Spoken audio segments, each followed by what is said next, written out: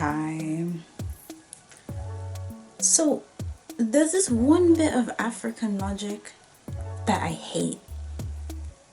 This is where people say you have to help those who are below you.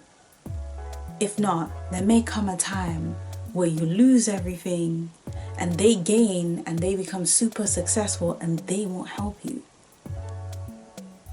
But yet, most of the people who you know that are very wealthy were not just doing charity for randoms. In fact, anyone like, this happens a lot where I'm from. They'll know people who are like super successful that stopped talking to everyone immediately as they got to that point. Charity is not really a prerequisite for success. And also, if you're only doing nice things for the sake of what if you lose it all, then you're not kind. And also, more importantly, how good could your business be if you think that you're really gonna lose it all? That's a real ass possibility. I think that, I don't think that someone who reasons like that actually has a good enough business to stand. Because if, let's say, you had a nice USP, unique selling point, and sales were going well, you wouldn't be worried about it flopping because you know it's going well. Mind you, most of the people who tell you this bit of logic don't even have businesses. This is just a guilt trip. Yeah, a really annoying one, mind you. And why are you imagining this? Like, why do you imagine yourself in the worst of the worst case scenario? They think that doing stuff like this leads to generational wealth, but no, it doesn't. Yeah, putting your all into randoms is not how you create generational wealth. Generational wealth begins with you actually acquiring money. Yeah, acquiring money and then growing it through like stocks, business, or making more money doing whatever the hell you were doing.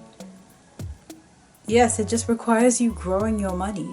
Requires you to do things that continuously grow the money to the point where, well, you have a lot. And it requires you to pick something sustainable. No, I'm not a billionaire, but yeah, the point is it's not about giving to it's not about giving to every random who asks you. It's not about giving to every random who asks you. Like, who the hell told you that they're gonna take care of you when, like, you're old? They're not your kids, and they will remember that when the time comes, man. Like, you can't, okay, I love Rev Ike, and he says, you can't help the poor if you're one of them. And that's true. You can't. You're not gonna... While you're still here, you haven't even got things set up for yourself. You're imagining a scenario where you gain and then lose it all and then have to ask that person, that one person, for help. They also, there's another one. They also do this with like people who, let's say, they say you shouldn't have a falling out with someone who has power because what if you need them for help? And it's like, we live in a big world, right? Big globalized world. I feel like you may not have to ask your wicked uncle or wicked auntie for help. Yeah, that there are other ways. Like, I can't be the only person who's questioned this. This just doesn't make that much sense. Well, actually, that's because in many African countries, guilt tripping is a popular thing. So even when people move over here for generations, guilt tripping is still a popular thing. Everyone loves a bit of guilt tripping. I wonder, is this just an African issue? Or is it a minority issue in general? Someone tell me.